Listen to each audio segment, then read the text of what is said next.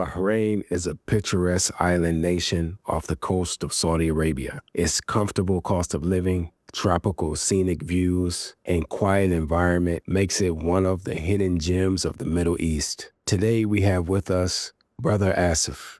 Brother Asif has lived in Bahrain for over 30 years. In this interview, our brother gives us his honest assessment of Bahrain as a destination for relocation, from the Islamic environment to the cost of living, to residency pathways, to job opportunities, to the quality of life. If you're curious about what this little country has to offer, then stick around to get this full breakdown.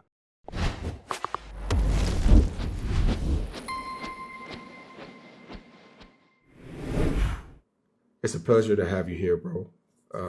Can you tell us a little bit about your background? It's my pleasure to be with you guys. And yeah, my name is Asif Osman, and I was actually born in Bahrain, Mashallah. and I lived here for a long, long time. And then I went away to the UAE and did some traveling, lived in the UAE for a long time, and now I've been back in Bahrain for the past 15 years. Mashallah. So what's your professional background? Well, I've been fortunate, alhamdulillah, that I was able to work in four different industries. Back when I first started working, I was in aviation. So I spent about 16 or 17 years in that industry. And then I got headhunted. I got lucky, alhamdulillah. And I worked in something called loyalty marketing, which is a pretty big part of for marketing for many companies. So I worked there in the Middle East office in Dubai. And then I moved on and did my own thing. I ran a soft skills workshop company. And then I came to Bahrain and I worked for a payment gateway. If you are familiar with what a payment gateway is, Yes. it's the engines that work behind the scenes when you buy something online. Right. So that was Aramco funded. So it was a pretty big deal. So after that, I've just been consulting and running my own startup. So you mentioned that you were born in Bahrain and then you traveled to UAE, mashallah. So now you're back. So why did you decide to I guess retire in Bahrain? Well, yeah, and not that I'm retired, but the reason I came back to Bahrain was more for family reasons because my brothers and sisters and my mother still live in Bahrain. And back in 2011, when in one of my many visits to Bahrain, my brother suggested, "Why don't you move back? Since you're doing your own thing, why don't you move back to Bahrain?" I considered it, and I did it. I brought the family. Uh, Everyone was in school, and we came over. In terms of opportunities, some were lost in Dubai, but Bahrain has been really fantastic in terms of family. Because my mother is still here, my brothers and sisters, and many of their children are still here. So that's what brought me back to Bahrain.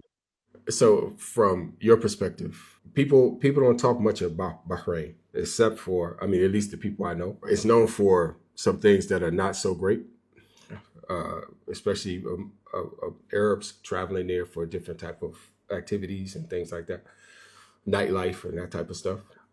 Aside from that, the religious atmosphere there for someone who's actually living there and is not engaged in any of those type of things. What would you say about that? Is it a good place to raise a family and to practice your religion? It is a fantastic place to practice your religion and raise a family. Why? Because I've experienced both the UAE and Bahrain. And Bahrain, I would say, is a tad more conservative than other countries in the region, except maybe for Saudi Arabia. So Bahrain has several different facets, and if you pick the right locality to live in, and there are so many of those, and if you engage with people who are like-minded, then you will find it's one of the best places to live in. So there's no doubt in my mind that from that respect, Bahrain is a great choice. In a lot of Gulf countries, you have a local local population, and then you have a bigger expat population. What's the ratio there in Bahrain between local and expat? Bahrain, interestingly, is about 50-50. I personally currently live in a predominantly local population area. Okay. There's there's about six mosques that I can walk to within 9 minutes. So, and I walk to all of them. So there's not that many areas pretty much like this, and that is because of the predominantly local population. It doesn't mean that in other parts of Bahrain mosques are not so many. You can live any pretty much any part of Bahrain, and you will probably find a mosque within about 10 minutes walk. There's only one or two areas that I can think of which are predominantly Western dominated uh, residencies where you will struggle to walk to a mosque quickly. But all other places, the mosques are nearby, plenty of mosques, and reasonably well occupied. So you said there are areas that are primarily Western dominated. Western non-Muslim dominated, I should say. Yeah, those areas, there's a couple of areas I can think of where I have not been able to uh, walk to a mosque, but it was easily, within 5 minutes to drive to a mosque. Uh, Okay. Bahrain is relatively small when you look at the map. Uh, Mhm. it is it is densely populated, but geographically it's relatively small compared to UAE, Saudi Arabia, Qatar, Kuwait, etc. What is the reason for the Western population there? Is it are they working on in the oil rigs or something like that? What's the No, reason that no, no, no, no, not necessarily. The Western population in Bahrain is not as much as UAE, for example. When I Okay. lived in the UAE, lived in the UAE, there are some areas of the UAE. If you walked by, you'd be surprised to think that you're in a Muslim country Mhm. because of so many Westerners. Right. And in Bahrain also, you can go to areas where you see so many people from the subcontinent. So to answer your question as to why there are so many Westerners in some areas, is because as they say, birds of a feather flock together. Most of those people are sort of senior level roles, not necessarily in the oil business. Okay. Everybody seems to think that the Westerners are only here for the oil business. No, for a long, long time now, there's been a change in shift. It's the Gulf, especially Dubai, has become a desirable place to live in Mhm. for the Muslim and for the non-Muslim. Right. So people come for the security, for the extra excellent infrastructure, and of Mhm. course for the jobs.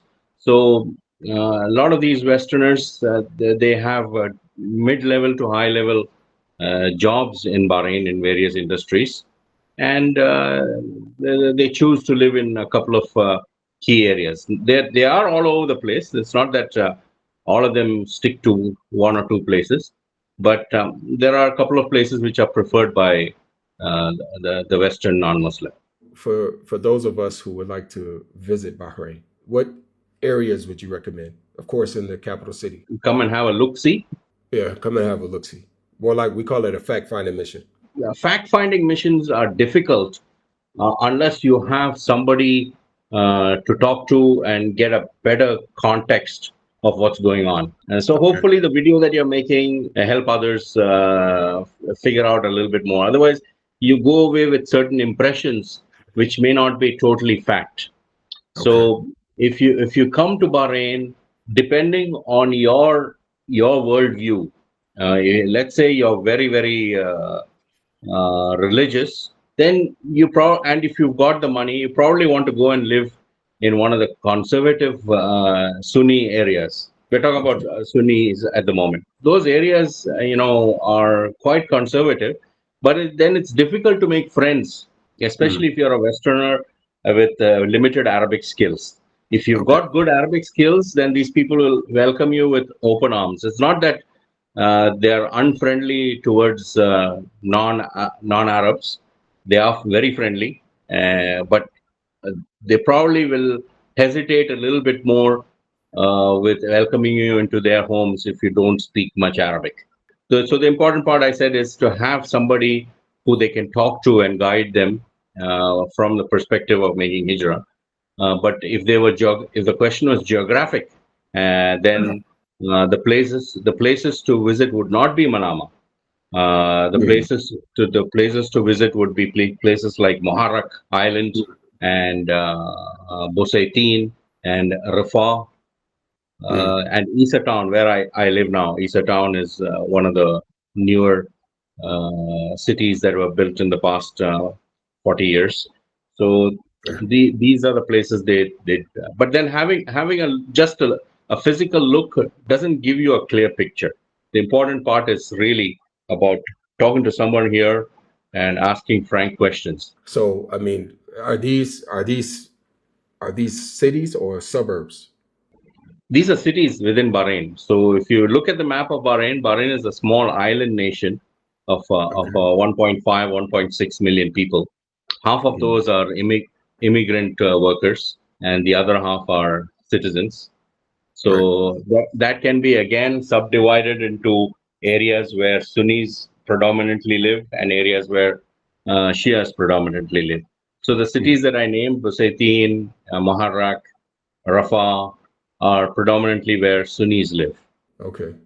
Do you lose any quality of life moving away from the capital city? Not at all. The way Bahrain manages its infrastructure is no matter where you live in Bahrain, you enjoy the same infrastructure, and Mm, yeah, there is absolutely no quality of life lost. There might be a few areas in Bahrain where your phone signal is not as strong as in some other areas. But mm, other than that, the roads are great, the bus services is great. So it's really up to the individual. What exactly is he looking for? Is he a family man and is important for his children to go to school from where he lives? All these things come into play. So it's important to consider all factors individually before choosing a right. place to live. To get your consultation from people on the ground in the Muslim world, go to consultation.makehijra.com. Can you give us an idea of the cost of living? And I guess the best place to compare would be the UAE. So, in terms of the biggest expense people have when they get started is the rent. The UAE in general is more expensive. The UAE, I lived there for a long time. If I had to move back, I know which are the areas I would go and live, where I know it's not as expensive. So, Right. local insight, whether it's UAE or Bahrain or Egypt or wherever it is very important. So Right. to ask the right questions and talk to the right people to get an insight, and talk to people who will be frank with you. If you talk to people who are just suspicious and is just going to give you diplomatic answers, you may not get the information you're looking for. So, in general, for sure, 100%, Bahrain is cheaper than UAE to live and to go about your daily life. Okay, so let's talk a little bit about cost of living. I know it depends on the person and where they choose to live and the areas and everything, but can you give us a range, like what to expect? Let's just assume a person has a small family and they need at least 2 to 3 bedroom apartment. We can start there just to give us an idea of what that looks like. I live in a one bedroom apartment which has a large hall. It has its own private parking space, and it's got a comfortable. It's unfurnished. It's got a comfortable separate kitchen and hall area, and I pay $500 including utilities. But finding places like this is not so easy. You got to do a hunt. But on average, let's say a person wants to rent a two-bedroom apartment, including utilities. He'd look for something. He'd have to have a budget of something like at least $1,000 Mm. uh, to rent something like that, which where you can find something or in most parts of Bahrain. within $1,000 for a 2-bedroom apartment. Okay. And then going up to 3 bedroom, or do they have 3 bedroom or 4 bedroom apartments? Oh, yeah. So going up to 3 bedroom and 4 bedroom, yeah, it would go up to 1,300, 1,500. So you can easily find. As a matter of fact, the other day when I was walking by a certain area in Bahrain, and I saw a house for rent, I thought, okay, let me just call the guy. And it's not that I was specifically looking for that kind of house; it was too big for me. But I was just curious as to how much they were asking for in terms of rent. So here, rent is monthly. You do a 1 year contract, but you pay monthly. And they were asking for that big house $1,300, which I thought was a pretty good deal if I was looking for something like that, because it had 6 bedrooms. Oh, small one. Mm. So it was not a Right. small place. So 6 bedrooms, of course, utilities not included. But this is something that can be very confusing for people because there is so much choice. It is a renter's market now in Bahrain at the Mm. moment. As we speak, this is now September 2025. So somebody watching this video in 2030 Right. should consider that many things could change. Right. So it is a renter's market, and has been for the past 3 or 4 years, ever since COVID hit, has been a renter's market. Okay. So when you say house, you mean like a villa? So we talked about 1,300. Yes. The six Yes, for bedroom. the 6 bedroom. Yes, that was a villa. Some people, well, I guess in most places you have what they call shabby areas or local areas where workers live, and wherever a lot of us are workers anyway, but where and then they service higher end areas sometimes. And in Bahrain, what is that dynamic like? Is I know you have like the local, maybe do you have a local population that's maybe poor, poor locals, and then poor workers? You can say relatively poorer, because in Bahrain the government tries very hard to take care of everybody, but Okay. there are of course poorer Bahrainis who are struggling with day-to-day life. And since I've been here a long time, I've been to most areas of Bahrain. There Mm. are hardly any areas that people could tell me that I haven't been to. And of course, in terms of the immigrant workers, uh, in industry, they go and they're housed in a particular parts of Bahrain where they have Mm. labor accommodations. They call Okay. them labor accommodations. That is one part. But for people who have to get quickly, they may be housemaids, or they may be uh, so they live around town where they can quickly get to the places where they work. Then Right. there's sort of like the middle class, which is the largest group. The middle Mm. class live all over as well. They Okay. they rent their apartments and they live all over. Some share their apartments with other families. Some live as bachelors and share apartments. So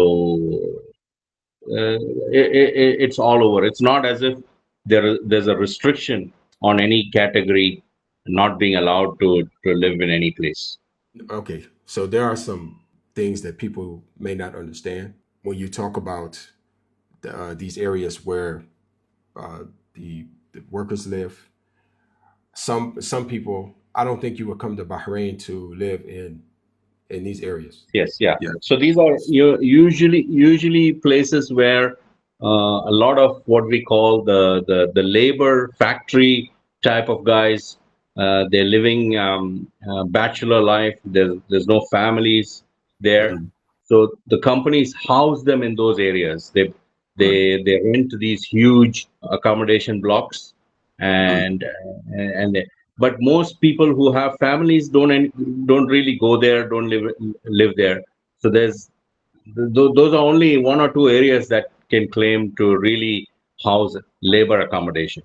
Okay. So let's talk a little bit about shopping, grocery shopping. would you say that, just generally speaking, would you say that food is uh, expensive? Maybe not as cheap as a place like Egypt, Mm. but then I wouldn't know the nitty gritty of prices in Egypt. But in general, let me put it this way: went and bought a couple of stacks of lettuce this morning, and that is the equivalent of 25 cents. Okay. Mm. And then I bought a crate of yogurt, which has those 100-gram yogurt cans, which is six, and that's about slightly less than $2 for Okay. six of those. So I don't know if that gives you an idea. I bought some chicken yesterday, which was 2 kilograms of chicken, which was about $7. Okay. Yeah, 2025. So nobody watching this in 2030 should Right. come after me about that. Me, my wife, and son, we live together. We're not big eaters, and we spend all three of us combined three $200 on groceries monthly. Okay. All right. That gives us an idea. That gives us an idea. So another concern of people would be healthcare. That is a good question. Healthcare is mostly private, Okay. but it's complicated because when you come as an employee to Bahrain, part of the visa deal is it includes access to the healthcare system, the government healthcare system. The government does have some fantastic hospitals, maybe not as good as the ones in the West or in India, for example, but they do have some expert doctors and facilities. And an emergency treatment is always free. Keep that in mind. Mm. If you get a heart attack, they're not going to ask you for insurance Mm. if when you get to the emergency department. They're going to That's- just look after taking care of you. mm. But in general,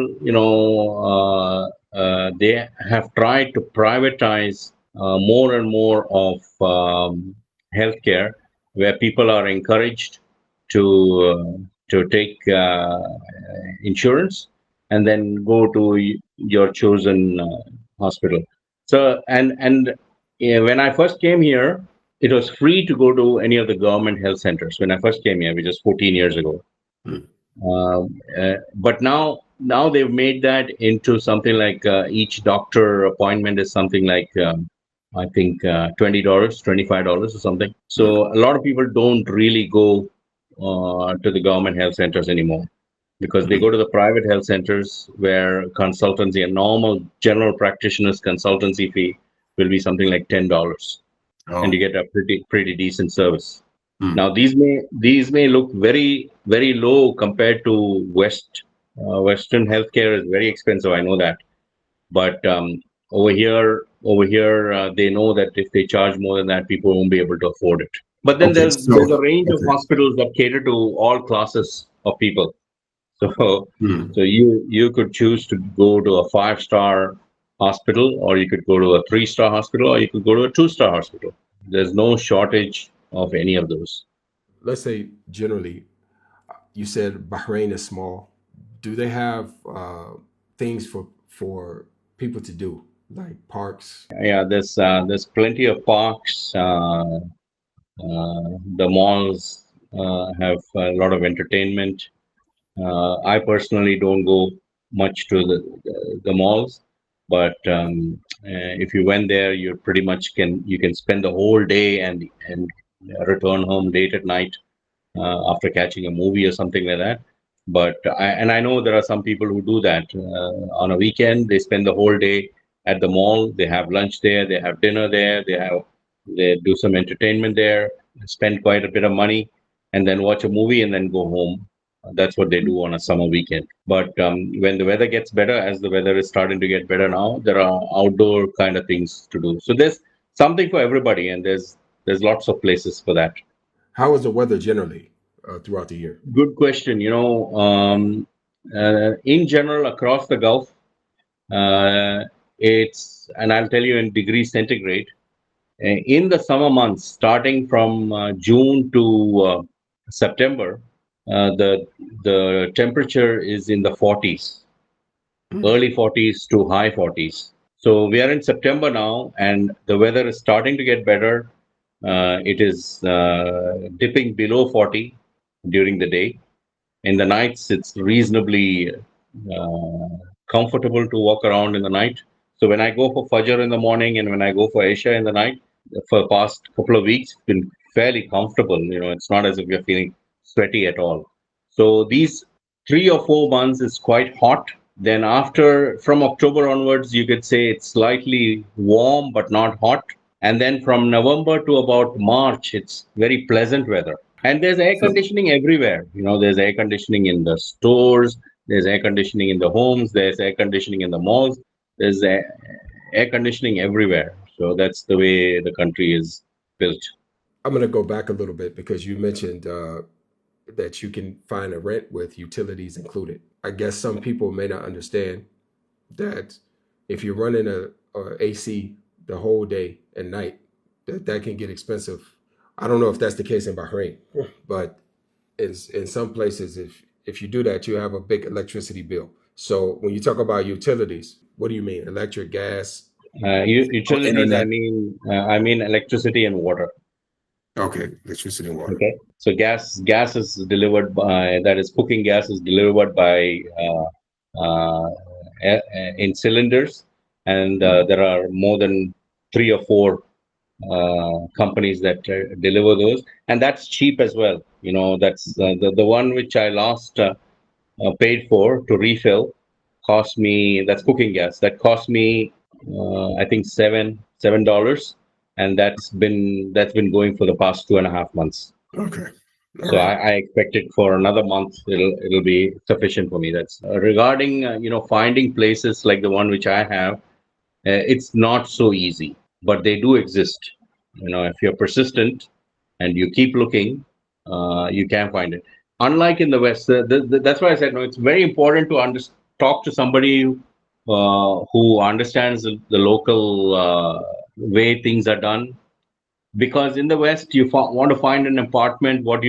You look at your Craigslist, or you look at your classifieds, or you ask a property agent who will charge you a fee to find you something. Here it Right. doesn't work like that. Here, if you want to find an apartment, as we're looking for another slightly larger apartment right now, what do is you look through the classifieds, and there'll be a lot of agents who will not charge you a cent. They will show you many apartments, and they get their commission from the landlord. What about websites? Can you look through websites and contact agents through the website? Yes, yeah, like I said, the classifieds,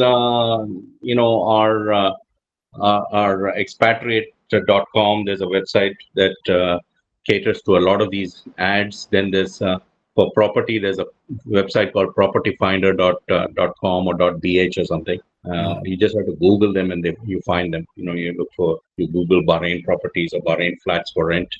You find all of these will pop up. In terms of a local website which has a heck of a lot of information, the only one I can think of is Bahrain.bh.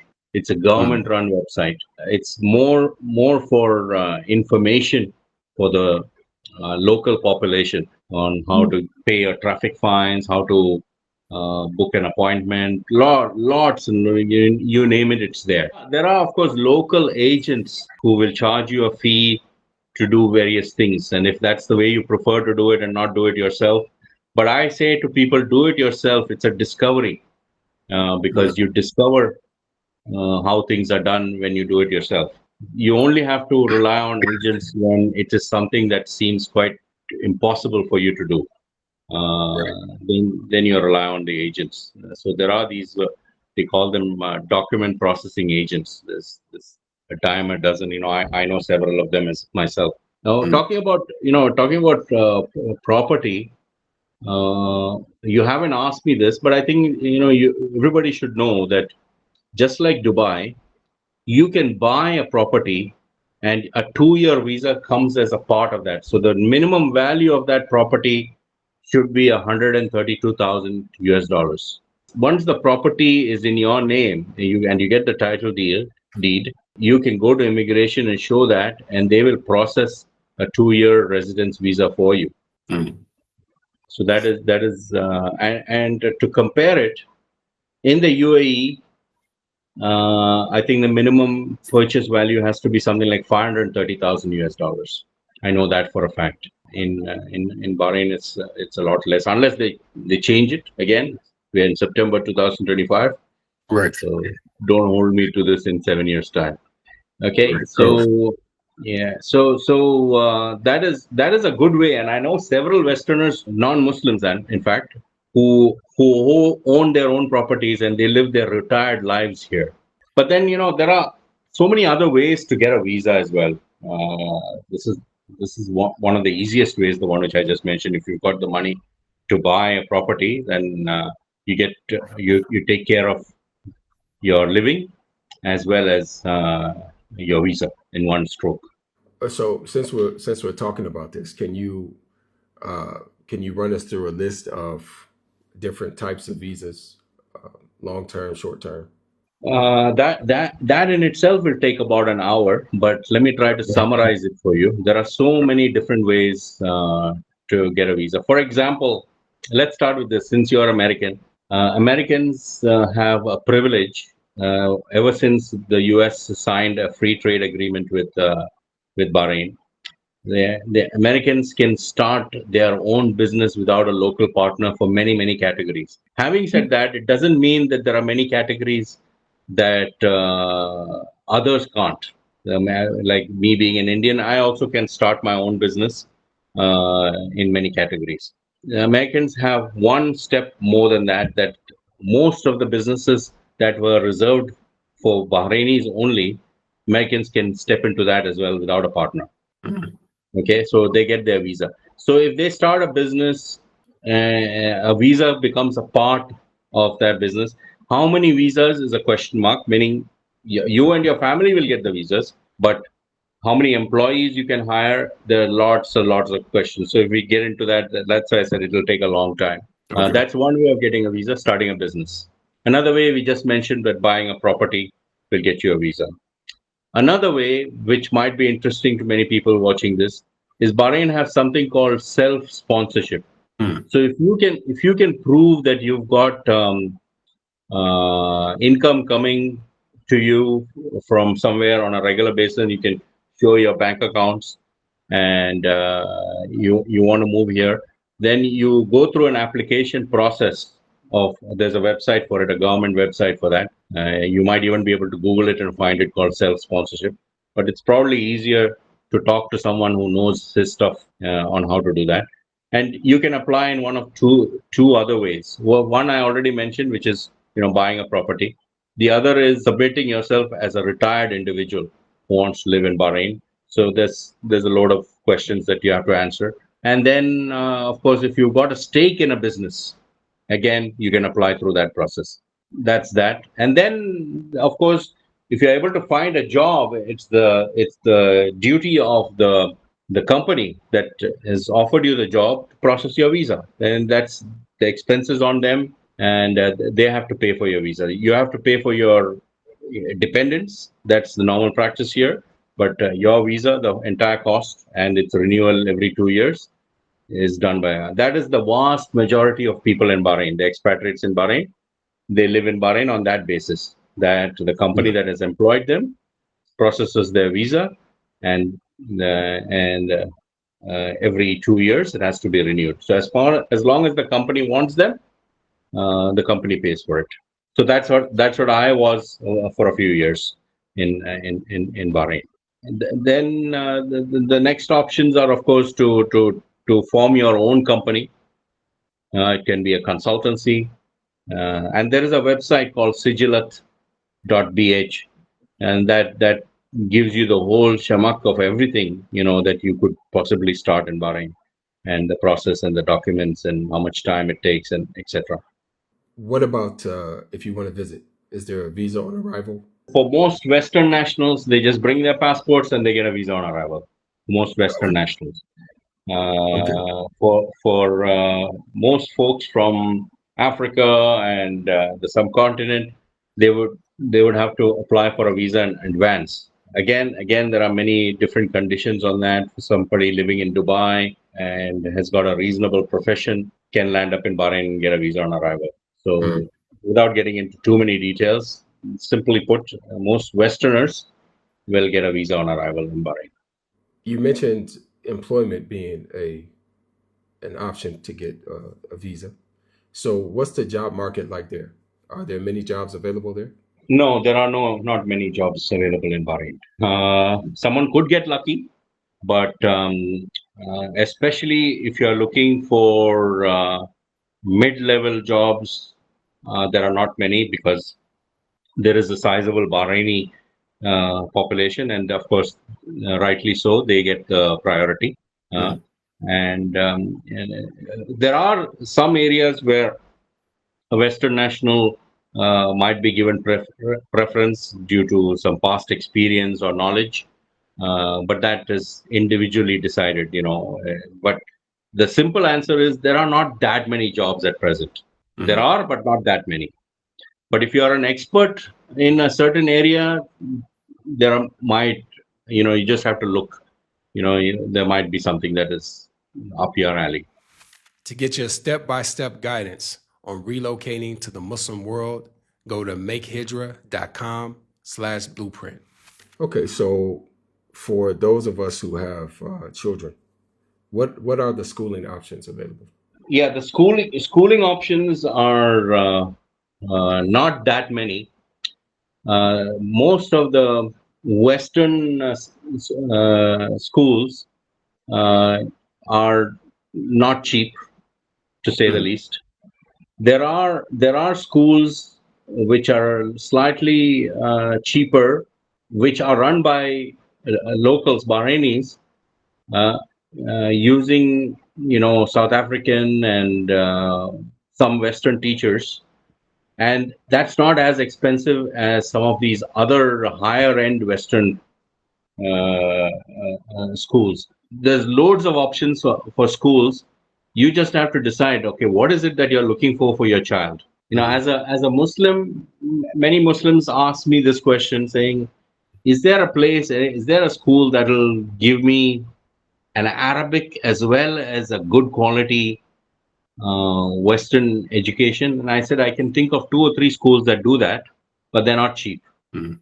I know a friend whose wife teaches at one of those schools, and she says that the standard is top class, but it's not cheap. So, what does that mean? Not cheap. What does that mean? Can you Okay, give a that language? means different things to different people. So it depends on what your income level is. So let's put it in context for you. The Indian school, which is the largest school in Bahrain, has something like 9 or 10,000 students.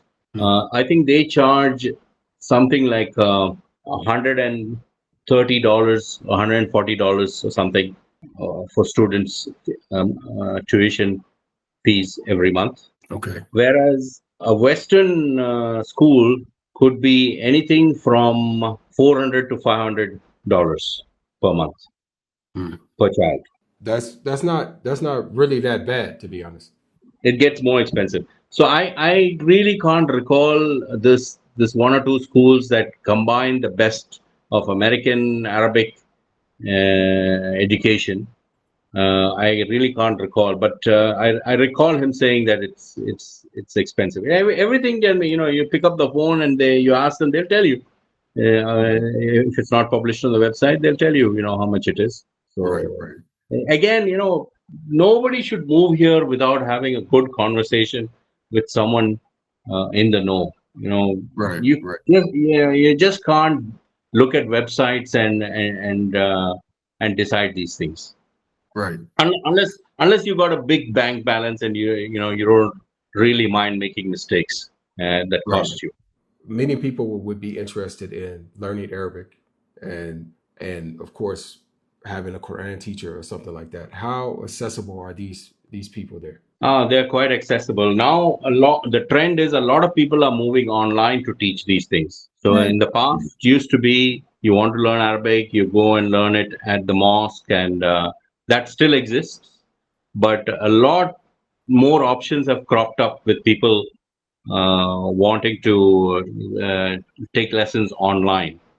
I personally am not a big fan of that. I say that it's best to, have that personal touch where you sit with somebody to learn these things. But there are lots of options for that kind of thing here, both Islamic as well as Arabic.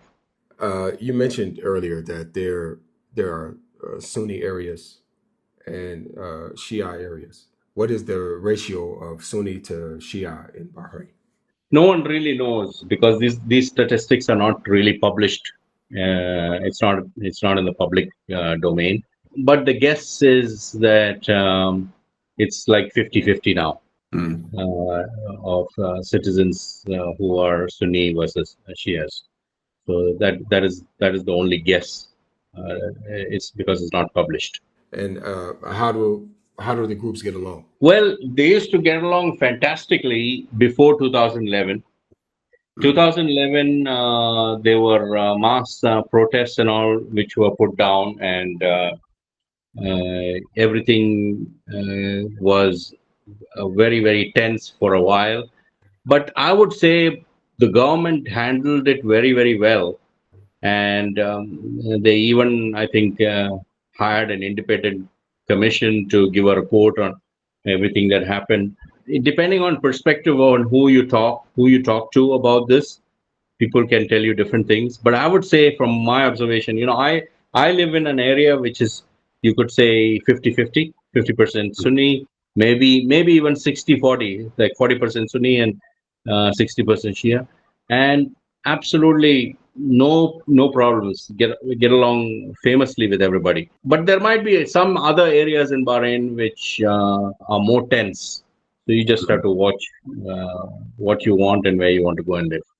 Can you explain any misconceptions that people have of Bahrain? The obvious one is the people come in there for the nightlife and these things, these activities like this. What would you say about that? Yeah, that exists to a small extent. Things have changed. I think what you might be referring to is people coming across the bridge from Saudi Arabia. Well, as you all know, things are changing in Saudi Arabia as well. Even if they do still come, and I'm sure there are a bit of them do still come to Bahrain to enjoy what they call the nightlife. That's limited to certain spaces, and if you don't go there, you don't see it at all. So that's the way it is, and it's not as if it's turns into a riot or turns into a crazy kind of behavior. And the authorities here, just like in every other Gulf country, they're very, very, very hard on people who break the law and people who get unruly or people who misbehave with women. That is taken very seriously. You just, no matter what way a woman is dressed, if you misbehave with a woman, then you're in deep trouble in these countries, in Bahrain included. It's relatively safe. Not that it's 100% safe. It's relatively safe. It's safer than most Western countries Mm. and Eastern countries also, for that matter. So, so to answer your question, these sinful activities, I think it's a lot of it has reduced mainly because of a lot of rules relaxed in other places. So Mm. people don't really need to come here anymore for that, but it still exists, I'm sure. Okay, so do you have any closing advice for anyone interested in looking at Bahrain as a Hijrah option? I would say, having lived in the UAE for a long time, having met many Westerners there who have moved there saying they want to do Hijrah. If there's genuine Hijrah where you're looking out for your akhirah and not really looking out for your dunya, because some people package it as Hijrah and really are looking for a fine job. That is, I don't say that that's a real Hijrah. So if Mm. you're willing to move here, there are not many alternative places you could do better. Mm. So Bahrain is really a good option to come and live and practice your religion. There may not be a lot of job opportunities because at the end of the day, of course, if you need to make a living, uh, maybe there are other places where the opportunities are better. It's not very expensive, so it all depends on your individual situation. In a nutshell, Bahrain is a fantastic option for somebody who wants to really do hijrah and try and do something over here, because starting a business is easy, raising a family is easy. It's not very expensive. Compared to other places, it's actually cheaper. So that would be my closing advice. You haven't asked me about university, but I can tell you this, that there's not a lot of choice in terms of higher education in Bahrain. Because the one large university, really large university run by the government, has pretty much stopped accepting applications from foreign students, from non-national students, because they've got only enough seats for citizens. So they Right. used to accept everybody until a few years ago, but by and large now, I believe that as of September 2025, they're not really offering too many options.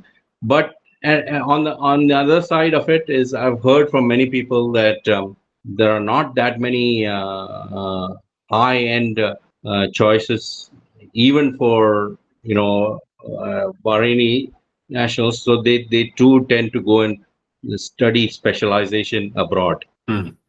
So people have to keep that in mind. And I know that in the UAE also, the UAE is of course far better. The choices are a lot more, although it's a bit expensive. I know even people who have done hijrah and raised their children in the UAE. Once it comes time for university, they send them back to their home country.